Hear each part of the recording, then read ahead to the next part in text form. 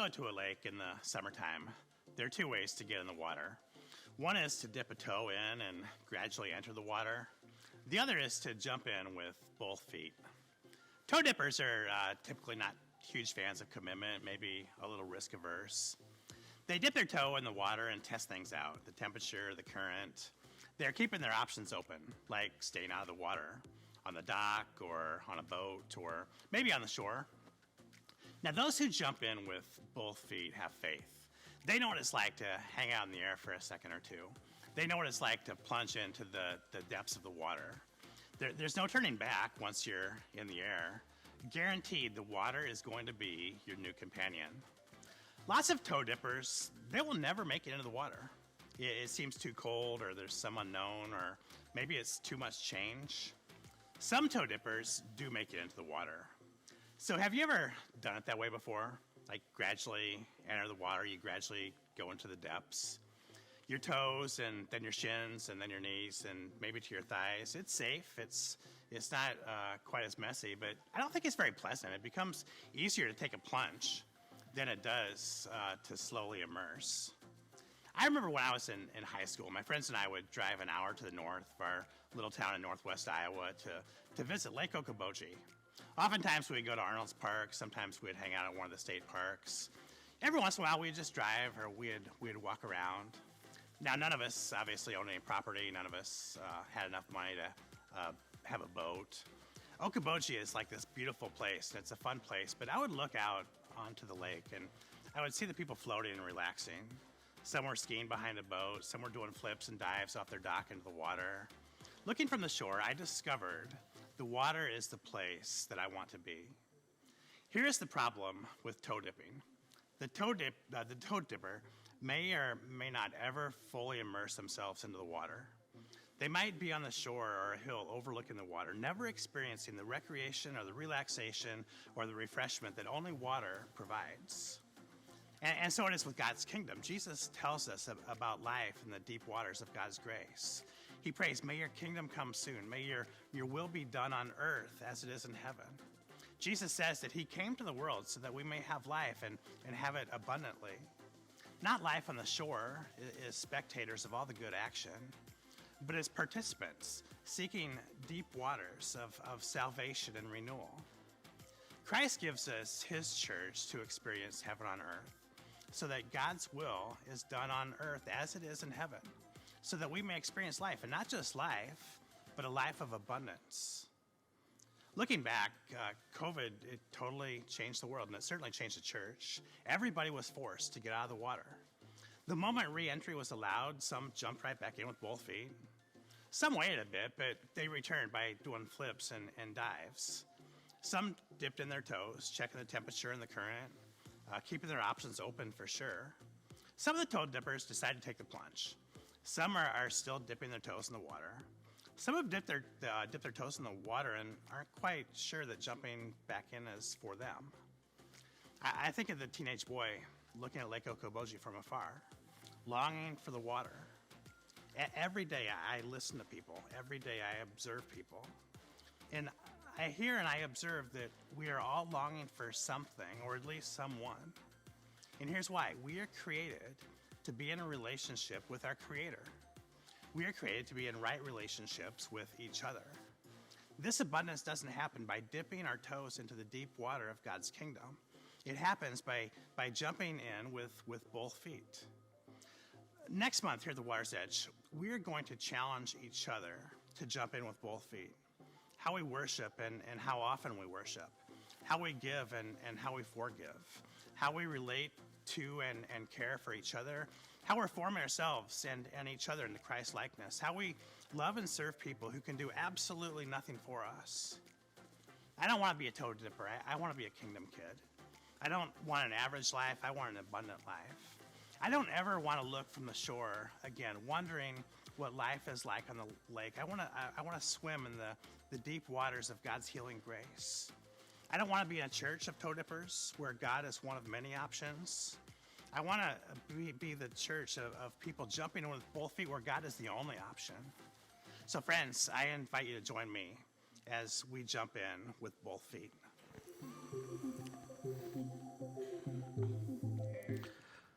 So Pastor Craig introduced that sermon series. We're going to be in this sermon series for the next 4 weeks, and you're going to get to hear all kinds of cool stuff about our mission and our vision, about who we are as a church and where we're going. And today we're going to look at 4 aspects of what it means to be a part of the church, to grow and to develop yourselves and to go out into the world. And so, Michelle, I guess kind of you were going to start that beginning jumping in with our both feet, talking about worship. You do a lot with our worship teams and developing of our worship series and stuff like that. So why don't you get us started? So for many of us, that initial toe dip is worship. Whether we were invited here by a friend, we just happened to stumble upon the church we're watching online for the first time, or for some of us, our parents drug us here. It's the first step into our faith. And, at the water's edge, worship has taken many different forms. 15 years ago, it started as a small group in Craig's basement. And from there, we went from worshiping at different school cafeterias and commons areas. We've worshiped at a golf course. We worshiped at a Catholic high school for a little while. And now we're here. And then with COVID, things changed drastically. We went to worshiping fully online. But no matter how it is that we got here, and no matter how it is that we are worshiping, one thing is a constant. And that's that Christ is at the center of all that we do when it comes to worship. And honestly, when it comes to worship, so often it's just kind of Sunday worship is something we mark off our list, right? It's something we just do because we have to do it. But if we are going to jump in with both feet, we have to become active participants in worship. That means letting go of some things. That means committing to some things. And what's cool about worship is, like I said, it's where you get your feet wet. But when you jump into worship, when you become an active part of it, then it leads to these other things that Leandra, Jason, and Chad are going to talk to. It leads to taking and flowing off into a life of community, into formation, into missions. So my dream at the water's edge is that we kind of get back to where we were pre-COVID. Pre-COVID, there were so many people in the sanctuary, we were starting to wonder if we were going to have to add another service. And there were so many kids and volunteers in the kids area on Sunday morning. We were getting ready to take over the conference room in the upstairs office area. And that's because we were jumping in with both feet.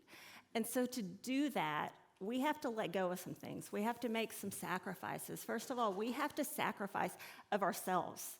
And that means letting go of some preconceived notions of what worship is.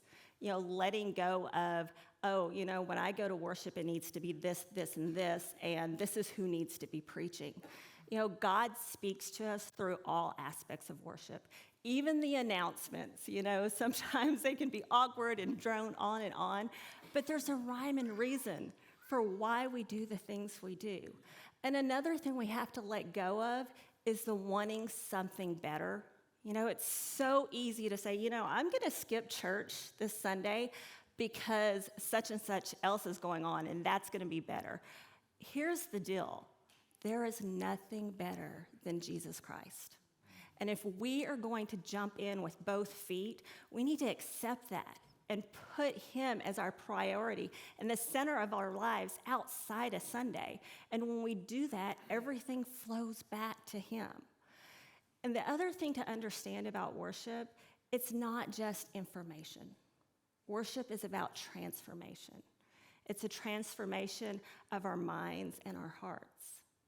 And God does that through speaking to us through all aspects of worship. It might be a song that the band sings that really touches you. It might be something in the message that really speaks to your heart. It can even be something you experience with someone within the community this morning. And that's something else to remember. It's easy to turn on our TVs and watch worship. During COVID, I got an opportunity to do that, and I thought, this is pretty cool. I don't even have to get out my pajamas. This is great. But we were made to worship in community. We were made to worship together. And if you look throughout the Bible, that's what God's children did. Even in the Old Testament, they gathered together in community. And it's in community that we are truly transformed. It's in community that we grow and we walk alongside each other. And so my dream for the Water's Edge is that we can do that. We can commit to jumping in with both feet into this community of worship. And I know for some of us, online is how we worship. And there's reasons for that, whether they be health reasons or where you are in your location. But you can still jump in with both feet online. Actively participate. Talk to us in the comment section. Let us know how we can pray for you. Ask how you can pray for others. You can also, inquire on how you can join some of the things that the rest of us are going to talk about. You can do these things from afar. Technology allows us to do that. And most of all, open your hearts to the transformation that comes through community worship. For me personally, one of the biggest ways that I was transformed in worship happened just a few months ago. Right after AJ passed away, it was a rough Sunday for all of us. And Craig preached this beautiful message. But it wasn't the message for me that transformed me. Just like a lot of you, I was struggling. I had questions about why things like this happen. And after the service, Chad, Leander, and I all stood up front so that we could pray with you guys and talk to you guys. And everybody who came through my line, they didn't ask for prayer. They prayed for me. They gave me words of encouragement. And they reminded me that with Christ at our center, we can get through things. With Christ as our center, as a community, everything would be okay. And that's what we get from worship. That's what we get from jumping in with both feet and committing to be an active part of worship. You guys just saw Jimmy singing. Jimmy, he's been a part of our church for a while now, and let's see what he has to say about joining in community worship. My name is Jimmy Sweden. I've been coming to the Water's Edge for a little over 5 years now. I grew up Lutheran, and then my wife, Liz, she grew up Methodist here at this church, and so I converted to the dark side to come and join her here. I believe that we are created to worship, and so getting the chance to do that every single Sunday with a community of fellow worshipers is just been an absolute blessing. It is not just something that we say, hey, come to our church and just be part of our social club. It is biblical that we are meant to do this in community. And if you don't believe that, look at Memorial Stadium on a Saturday, 90,000 people every single Saturday. I mean, we're meant to worship as a community. In that case, it's like something that's not even any good right now, and we still do it. So just imagine, like, if we could put that towards something that doesn't run out, doesn't lose, but, Sunday mornings, that's when we get a chance to do that in a productive way toward the one who created us to do so. Yes, I use the word fun because I truly believe that it's something that we as Christians, as people of faith, we are called to praise God. And that's a joyful experience. For Clara's baptism, kind of pulled out all the stops, brought in the horn section. And that day was such a celebration because, as I said that day, I truly believe that life with Jesus is better than life without him. And that day we got to, as a group, surround my daughter and agree as one community to lift her up and create a space where she can become a disciple. And I mean, if that's not worth a horn section, then nothing is.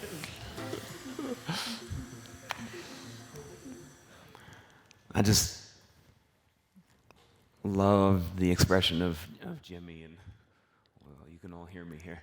I just love his expression of not only leading worship, but also as he's leading, like he's diving into it as well. And I also love how he's talking about this is a community thing for him.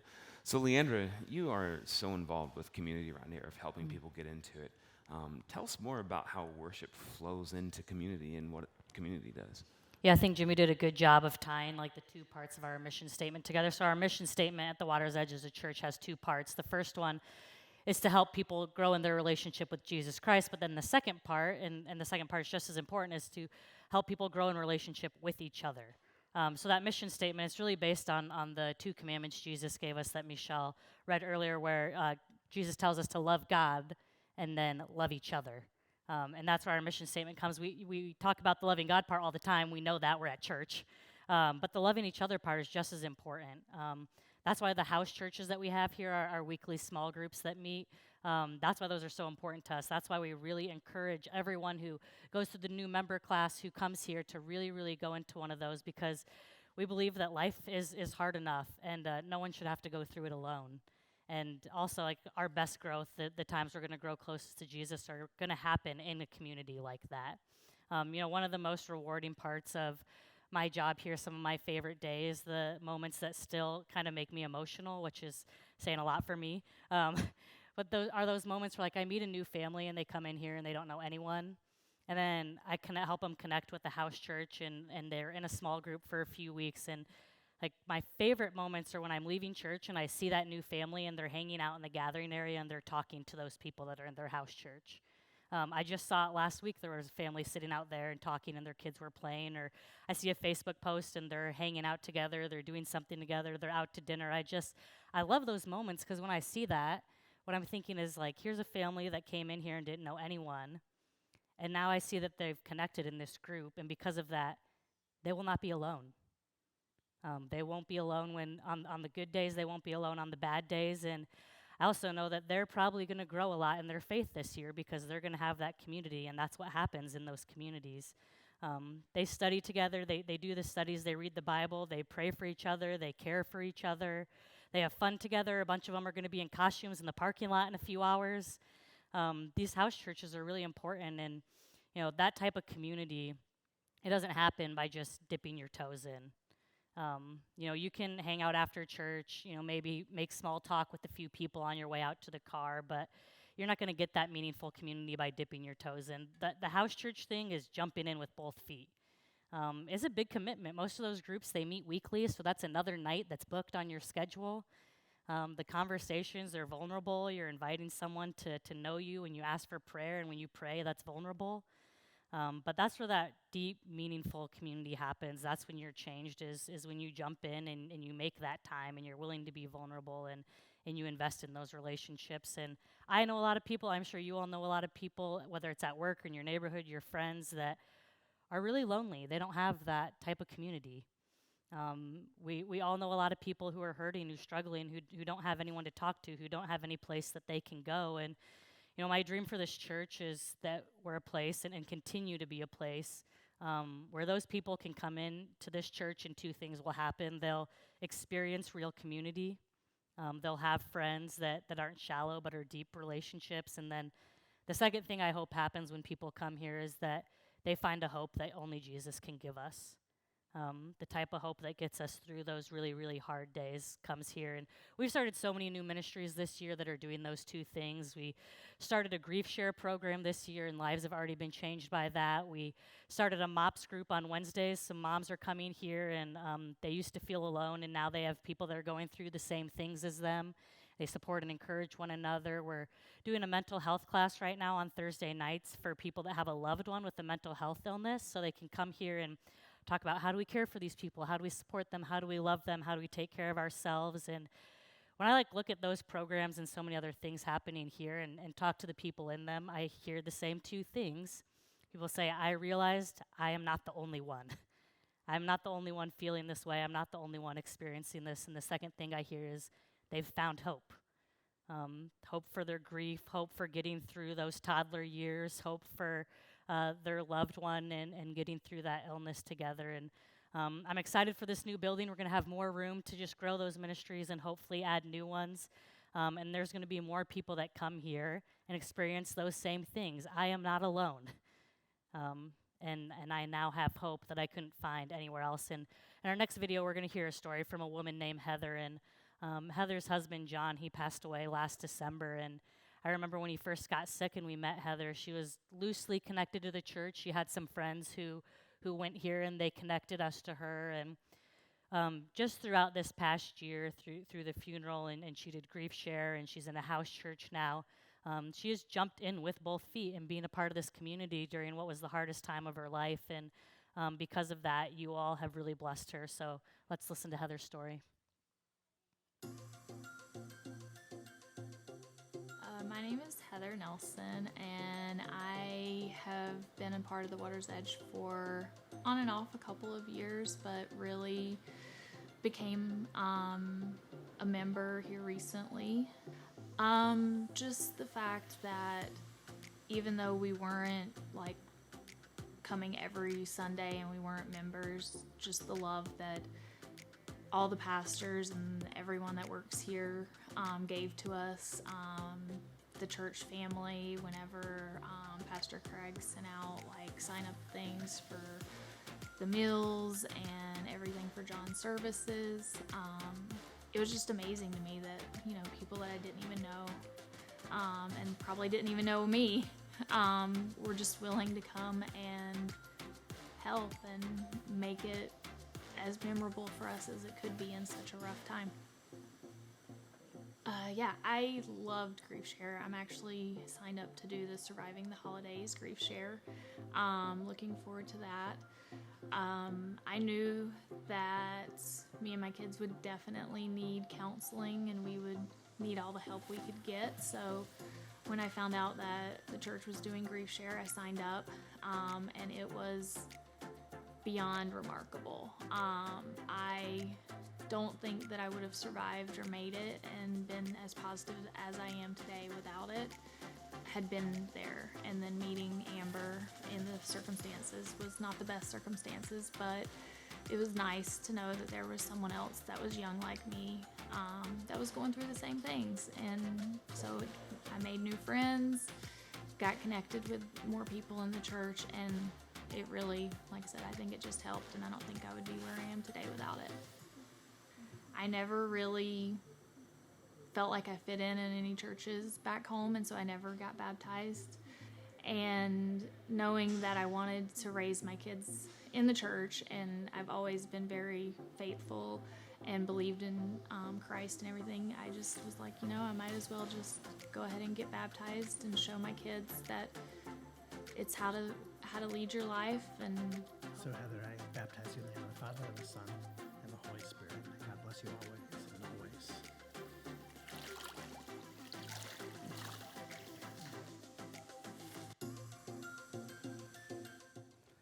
You know, Jason, Heather's story is such a cool one. And, you know, she has found community here at the Water's Edge. And one of the things when she and I were talking, doing this video, she talked about how in this process, her heart has changed too. And there's this formation aspect of it. You know, she's joined a house church. She's doing classes here at the church. And one of the things you do is you start with the very youngest with faith formation. So tell us a little bit about that.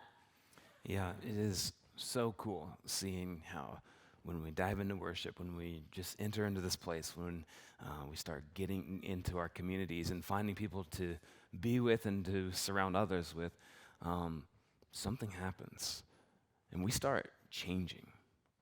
And see, it's not just changing from one thing to another.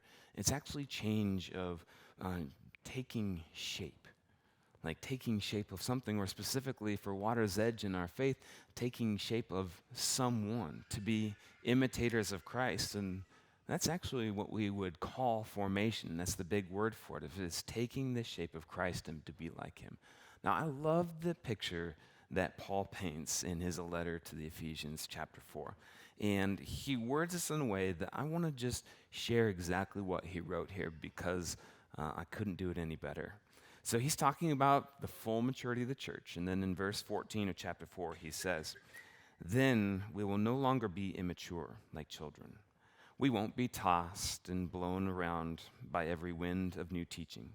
We will not be influenced when people try to trick us with lies so clever they sound like the truth. Instead, we will speak the truth in love, growing in every way more and more like Christ, who is the head of the body, the church.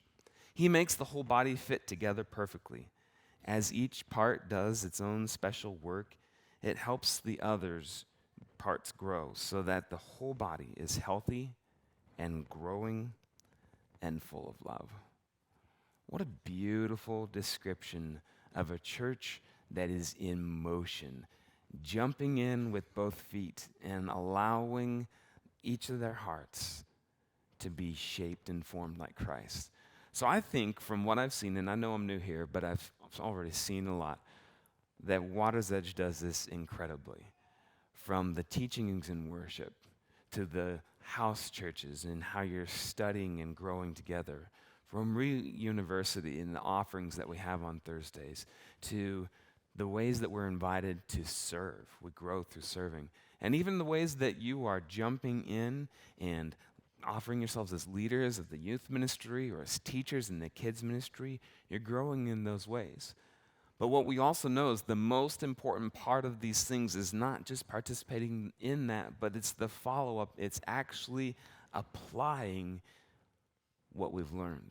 Again, it's jumping in with both feet to what we've learned and taking these lessons and saying, this is how I'm going to respond in this situation or with this difficult person or in this deep and heart-wrenching loss, or this is how I'm going to respond when God blesses me. This is how I'm going to respond when I see this world around me and the ache that is all around me. I'm going to respond in the ways that are like Christ.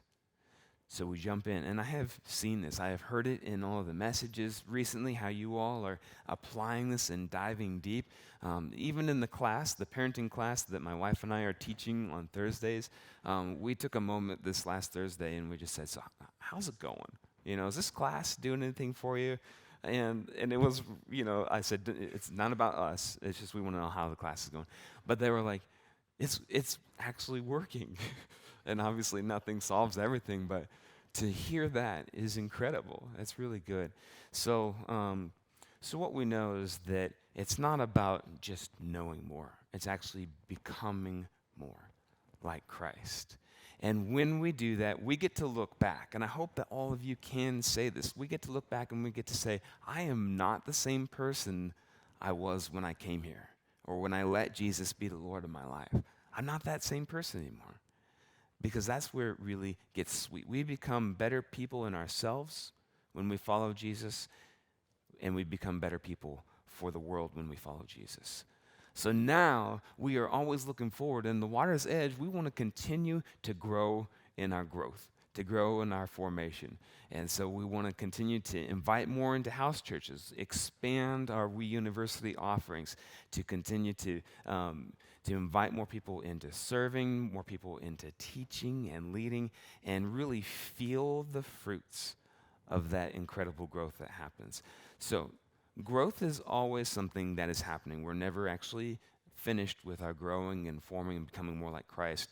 But what we celebrate with this next video here with Lexi is that she has gone all the way through the beginning of her faith journey through Water's Edge and now is continuing. And I just love this perfect snapshot. So let's take a look.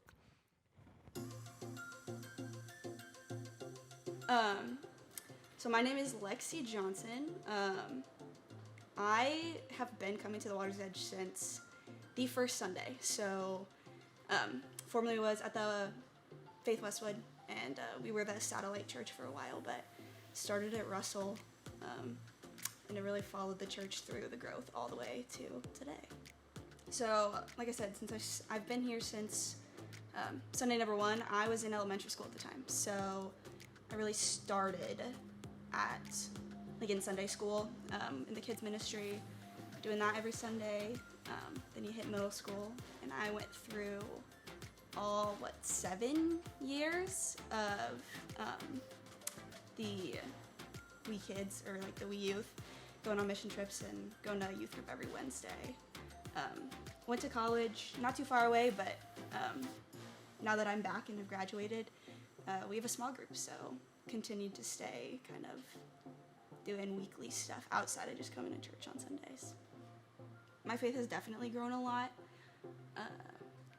We've gone through some really high highs and some really low lows with this church and with these people. And I mean, we've walked each other through all of it together, kind of hand in hand. Whenever the bad stuff happens, the first place you want to go is to be at the church, be with the people here, and really seeing the way that like God has really pushed us to like grow and be better and do all these things together because of the church and because of the people that I've met here. And I'm really excited. One day we do want to have a family, so having our kids baptized here and grow up here with the same community and the same people that really like helped raise us is something that's really, really exciting for me. And I'm really hopeful for the future for that, for sure. Yeah, so cool to see youth that started here in We Kids, went through youth group, grew up, went to college, are now back, and Lexi and Camden are leading a small group. And I know that for our youth, like the highlight of the year is usually the mission trip. That's what all the kids always talk about. And Chad leads those trips, and they go and they paint houses and build wheelchair ramps and decks. And anyone who goes on that trip will tell you that's not really the purpose of the trip. It's not to go paint and build. The real purpose of the trip is to take our kids and teach them, like, what does it look like to live out your faith? What does it mean to serve people? What does that look like? And Chad, I know you get to see a lot of that impact in those kids' lives. Yeah, Jason, I feel you when you said, you had to take that break and say, is this really working? Like, are you getting anything out of this? Like, as the youth pastor, I leave every Wednesday night and I ask the same question. But then you see a video of like Lexi, or you have a conversation with a student, and I've known Lexi for a long time, and she's just really is a great example of how the things that you guys have already talked about, worship and community and formation, that those all come together and they shape who we are. They shape who we are as individuals, and they help us figure out who we can be as a church. And as Lexi shared, it helps her to see how God can be leading us into mission as well. Jesus, he makes it pretty clear that we all, and that means every one of us, are supposed to use the gifts and the talents and the abilities that God's given us to change the lives of people who are outside of our everyday lives. And what I mean by that is, like, we're supposed to do mission. When we do this, we are participating in mission. That means that we're loving God and that we are loving others by serving in the world through both our words and our deeds. In Matthew chapter 25, I've got a couple parts of a verse here. I'm not going to read the whole verses for you. I just want to show them to you. Jesus is having a conversation with his disciples, and he's trying to tell them what it means and what it looks like to love others and to do mission. And so he's talking to them, and he says, like when you feed the hungry or give water to the thirsty, when you invite the stranger in, or when you clothe the naked, when you care for the sick, or you visit the incarcerated. And he gives this list of all these people. He says, this is how you show that you love me. And Jesus, and his disciples, they thought he was talking about like coming and visiting him. And he goes, but Jesus, when did we do that? And what Jesus said is, anytime you did this for someone else, not only did you show them love, but you also showed that you love me. And really what he's saying is that that's mission. When we strive to love God by sharing his love with other people, that's mission. And we do this at the Water's Edge through like mission offerings and special offerings. In fact, I asked Jenny this the other day, and she pulled up the numbers for me. The Water's Edge over the last 12 months, if you go back to last November, we have given and donated over $250,000. That's $250,000 for modern bathrooms in Nicaragua, for pastoral support and missions in Cuba. That's to buy wood to build beds that have mattresses for kids right here in Omaha that don't have a place to sleep. It's for glasses and medication that has gone to Uganda and Belize. It also includes the funds that people have paid to go to those places. And beyond the money itself, though, is something that's even bigger, and that's the people. It's the time. It's what a friend of mine, Doug, said one time. It's called the sweat equity that we pour out in order to invest in other people and to impact their lives by showing them God's love. And here's just a couple of quick examples, right? It's 70 youth and adults who travel across the U.S. every summer. And they work in food pantries, and they visit nursing homes, and they work with special needs kids. They paint houses. They repair skirting. They build ramps, and they restore people's hope and dignity by restoring their homes and the places that they live. It's close to 200 different people who have traveled to Belize over the past 16 years to bring hope and medicine to villagers. And it's the one time each year that those people receive medical care. There's over about 75 people who have gone to Uganda. And while they're there, they take malaria meds and HIV testing kits and mosquito nets. And they've been doing that for about 8 years. I think we've had 5 different trips over that amount of time. It's a permanent missionary in Morgan Coyle, and the 6 people who made that inaugural trip to Nicaragua just a couple of weeks ago to build bathrooms and work side by side the people who will be using them. They dug trenches and they helped run clean water to homes. They build relationships with new communities, and they listen to their stories of hope for a future that they can now see that they couldn't before. And right here in Omaha, it's hundreds of hours of volunteers. They hand out candy, they built a porch, they laid a walkway, they create safe spaces and new opportunities that give hope to kids and families here in Omaha in the Miller Park neighborhood. You see, mission happens when we jump in with both feet, and then when we use those feet to direct our physical selves to wherever God needs us. I don't know necessarily what that looks like for you. Maybe it looks like one of the examples of the pictures you just saw on the screen. Maybe it looks like something different, because maybe God is pointing and leading you to something that you have a passion for, and a new way of loving and serving God and the world. The Water's Edge, we are and we can be full of so many more stories of people who jump in with both feet and have an impact both on their own lives and on the lives of those that they encounter by their response to where God is leading them. So I want to ask you this morning, what would jumping in with both feet look like for you? Because when you do, lives will be changed. But don't take my word for it. Listen to what Zane and Jenna say about how Water's Edge and our mission has impacted their community in Miller Park. It's been awesome. Just the support you guys have had, and just how much you guys have allowed us to connect to neighbors and just the community around here, and just feel confident just going, we can do almost anything we can dream of, and you guys are there. So it's been really cool, and just the neighbors have been so appreciative, and just the connections have been growing, and it's been so great. Yeah, it shows that we truly are better together. You guys have so many skills that Zane and I, as 2 people, do not have. And it's allowed us to have more opportunities to reach our neighbors, to connect, to offer spaces that we can bring them outside and our back. You guys helped us with the deck. We now have a movie screen that we can show movies, and we couldn't have done without you guys, so thank you.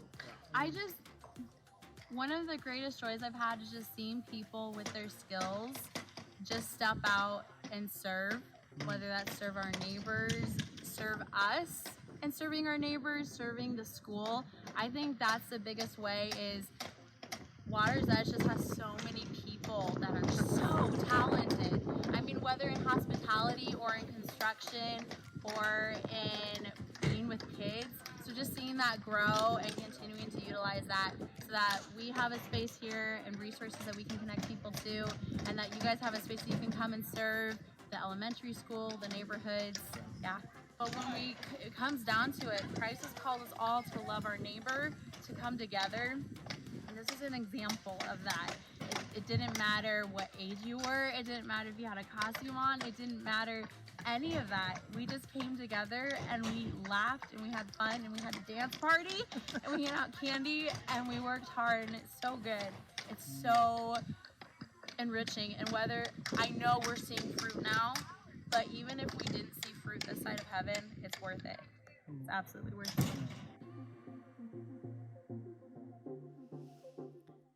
Yeah, so speaking of jumping in with both feet, you all have just totally jumped in with that Miller Park adoption. We're only 6 months in. We've done so many cool things, and I know that in the years to come, we're just going to see that neighborhood totally transformed. But these are just a few stories, a few examples of things that have happened this year at the Water's Edge when people jump in with both feet. And I hope that as a church we continue to do that, and we're going to have hundreds of more stories in the months and years to come.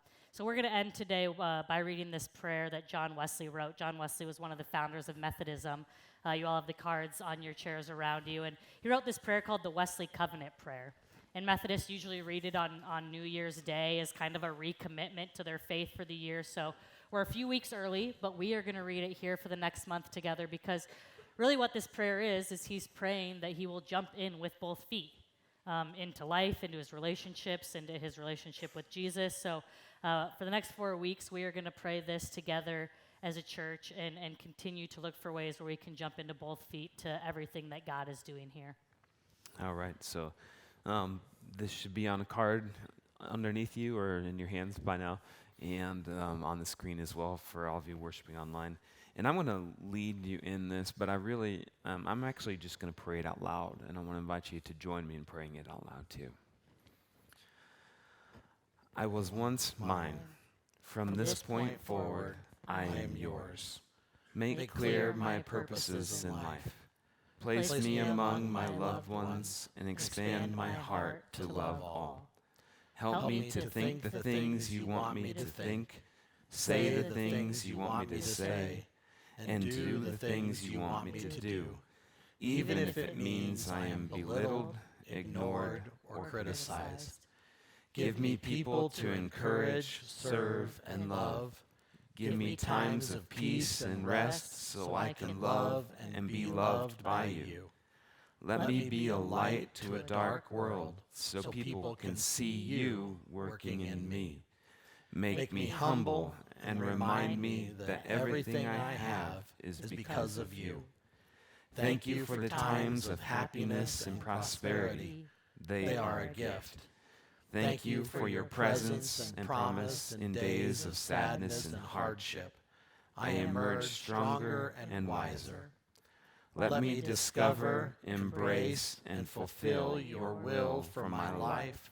With joy and in fullness, I give my possessions, my time, and my energy to you and to your purposes. Almighty, holy, and blessed God, Father, Son, and Holy Spirit, you are my true love, and I am yours. And so it is. Let the covenant I am making here on earth be acceptable and pleasing to you. Amen.